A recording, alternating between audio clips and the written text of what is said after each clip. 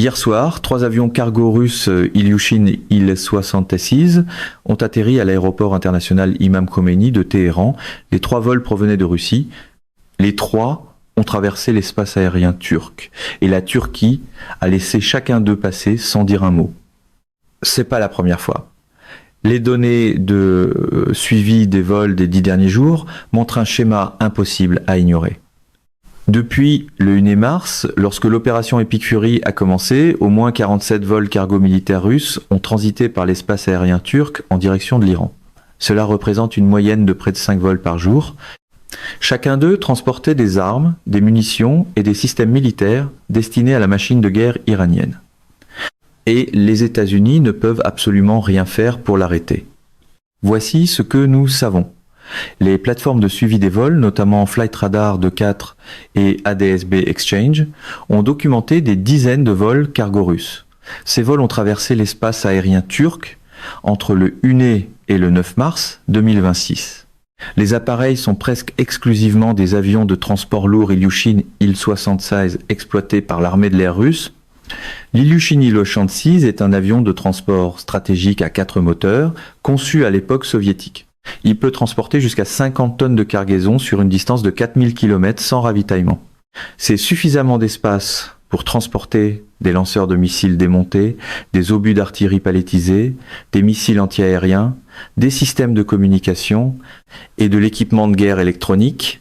L'Ilyushin Il-76 dispose de rampes de chargement arrière, ce qui signifie que des véhicules entiers peuvent être conduits directement dans la soute.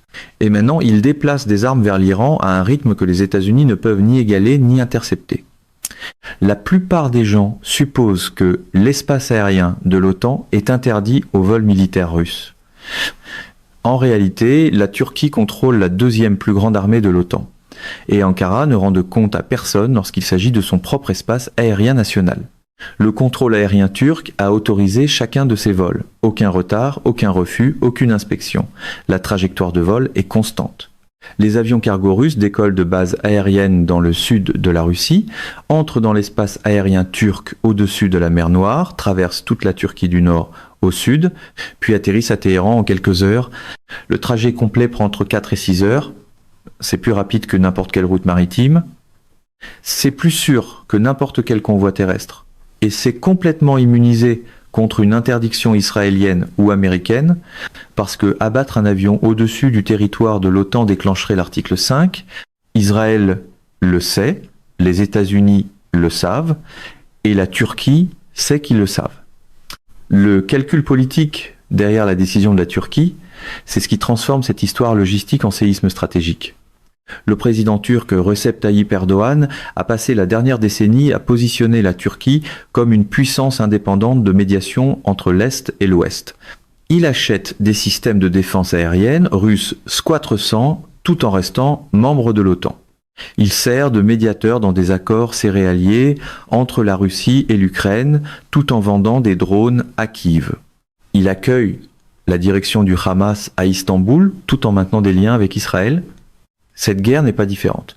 Le 3 mars, Erdoğan a fait une déclaration publique appelant à une désescalade immédiate et proposant la Turquie comme médiateur neutre. Il a condamné l'assassinat du guide suprême de l'Iran comme une violation des normes internationales.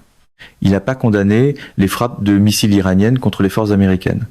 Il n'a pas offert l'espace aérien turc aux États-Unis pour des frappes contre l'Iran.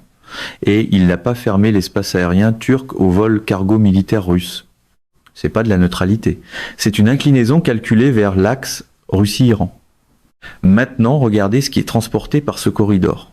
Les estimations du renseignement occidental indiquent que les vols cargo russes ont livré des composants de missiles Squadron, des systèmes de guerre électronique, de l'équipement d'imagerie thermique pour chars, du matériel de communication chiffré, des obus d'artillerie de calibre 100 22 mm utilisés par les systèmes russes et iraniens, des missiles guidés anti-chars et des pièces de rechange pour les avions de chasse iraniens qui dépendent d'une avionique fabriquée en Russie. Les vols ne transportent pas de carburant. L'Iran produit son propre pétrole. Il ne transporte pas de munitions pour armes légères. L'Iran en fabrique sur son territoire. Ces vols transportent des systèmes de grande valeur que l'Iran ne peut pas produire seul et sans lesquels il ne peut pas survivre. Des composants de radars de défense aérienne, des systèmes de guidage pour missiles balistiques et les semi-conducteurs qui rendent possible la guerre moderne. Chaque Ilyushin Il-66, qui atterrit à Téhéran, représente une capacité remplacée en quelques jours. Le tonnage est stupéfiant. Si chaque Ilyushin IL-76 transporte une charge utile moyenne de 40 tonnes et que 47 vols ont atterri depuis le 1er mars, cela représente 1 880 tonnes de cargaison militaire livrée en 10 jours. La Russie livre ce volume en utilisant une route que les États-Unis ne peuvent pas toucher sans déclencher une guerre avec un allié de l'OTAN. Les chiffres ne favorisent pas Washington, la géographie ne favorise pas Washington, et la volonté politique de confronter directement la Turquie n'existe dans aucune capitale occidentale en ce moment. Voici pourquoi les États-Unis ne peuvent pas arrêter cela sans détruire l'OTAN dans le processus. L'article 5 du traité de l'OTAN stipule qu'une attaque armée contre un membre doit être considérée comme une attaque contre tous. Abattre un avion russe à l'intérieur de l'espace aérien turc ferait éclater l'alliance. La Turquie invoquerait immédiatement l'article 4 qui permet à tout membre de demander des consultations lorsque son intégrité territoriale est menacée. Erdogan présenterait une frappe américaine ou israélienne dans l'espace aérien turc comme une violation de la souveraineté turque. Il exigerait une réponse de l'OTAN et la crise qui en résulterait exposerait que l'OTAN n'est plus une alliance de défense unifiée. C'est une collection de pays aux intérêts qui se chevauchent, mais qui se fracturent dès que ces intérêts divergent. Erdogan le sait, il a passé des années à tester la tolérance de l'OTAN. Il a acheté le système S-400 à la Russie en 2017, malgré les avertissements explicites de Washington. Les États-Unis ont expulsé la Turquie du programme d'avions de chasse F-35 en représailles. La Turquie n'a pas reculé. Erdogan a calculé correctement que Washington a davantage besoin de la Turquie que la Turquie n'a besoin de Washington. La base aérienne d'Incirlik, qui accueille des armes nucléaires américaines, se trouve sur le sol turc. Le détroit du Bosphore, qui contrôle l'accès naval russe à la Méditerranée, traverse les eaux turques. Ankara possède face à Washington un levier qu'aucun autre membre de l'OTAN ne peut égaler, et Erdogan l'utilise.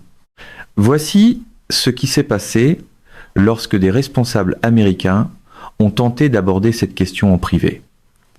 Selon des reportages d'Axios et du Financial Times, de hauts responsables du département d'État ont soulevé la question des vols cargo russes lors d'un appel classifié avec leurs homologues turcs le 6 mars.